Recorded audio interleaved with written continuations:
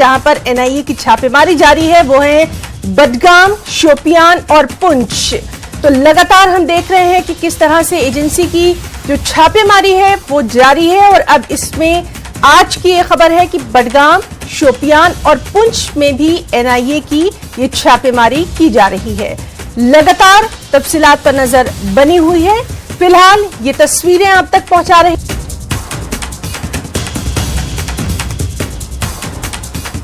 तो पाकिस्तान के पूर्व प्रधानमंत्री इमरान खान को गिरफ्तार कर लिया गया है और जिस तरह से इमरान खान की गिरफ्तारी की गई है उस पर जो पॉलिटिकल कमेंटेटर हैं वो ये कह रहे हैं कि ये गिरफ्तारी दरअसल गिरफ्तारी नहीं बल्कि ऐसा लगता है कि इमरान खान को किडनैप कर लिया गया हो।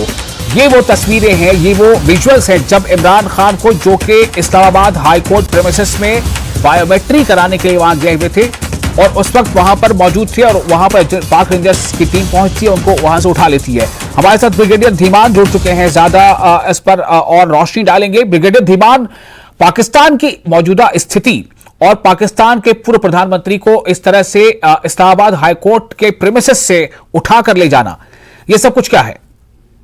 मेरे ख्याल में ये लगता है कि जैसे जलती आग में घी डालते हैं, वो स्थिति इस वक्त पाकिस्तान की है। और अगर आप इसको ध्यान से देखें तो पाकिस्तान में सर काफी क्योस है। हालांकि कुछ दिन पहले गवर्नमेंट को वो जो नो कॉन्फिडेंस मोशन जो थी वो उन्होंने जीत ली थी, उनको अक्सरियत मिल गई थी, परंतु जो सेंटिमेंट जनता का गवर्नमेंट के अगेंस्ट है वो है। और जहां तक इमरान साहब की बात है, अगर आपको याद हो, इन्होंने चलो इस्लामाबाद का नारा 2 बार लगाया था।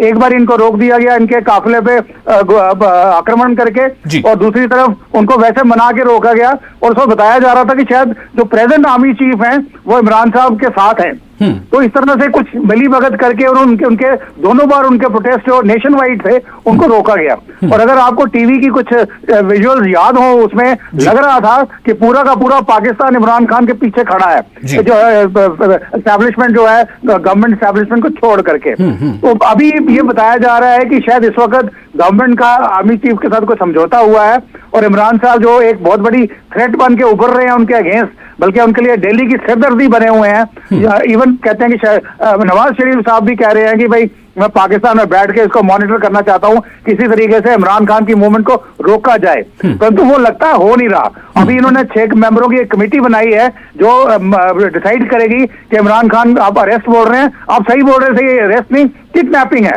एक पूर्व प्रधानमंत्री को ड्रैग करते हुए ले जाना, एक रेंजर्स का वहां क्या काम था? वहां पुलिस होनी चाहिए थी अगर उनको अरेस्ट करना था तो। रेंजर्स किस लिए आए वहां पे? और जिस तरीके से हमने देखा है विजुअल्स में, वो लगा है जैसे किसी क्रिमिनल को उठा के लेके जा रहे हैं। जहां भी लेके जाएं, जो भी हो, परंतु जो इमरान खान का आपके सपोर्टर्स हैं वो आज चुप नहीं बैठेंगे। मेरे ख्याल में अगले 2-3 दिन में आप देखेंगे कि चलो इस्लामाबादी लहर एक और बहुत जोर पकड़ेगी।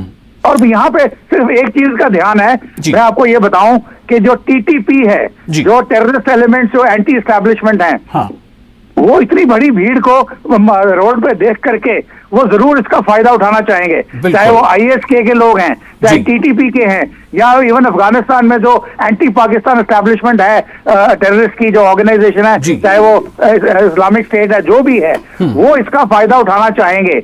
और अगर उनको ये फायदा उठाना दिया गया या आईएसआई को से इस वक्त ये वाली तंजीमें कंट्रोल नहीं हुई, तो मैं आपको यकीन के साथ कह रहा हूँ Pakistan is heading for a civil war. एक गृह युद्ध होगा और उसमें जो हम बात करते हैं कि टुकड़े टुकड़े होंगे, बलोचिस्तान, सिंध या खैबर पख्तूनवा अलग अलग पंजाब से, वो भी एक कोई उसको नकारा नहीं जा सकता। हालांकि कोशिश रहेगी एस्टैब्लिशमेंट की, चाहे वो मदद ले, चाइना की मदद ले, चाहे वो अमेरिकन की मदद ले, उनकी इंटेलिजेंस एजेंसीज की मदद ले,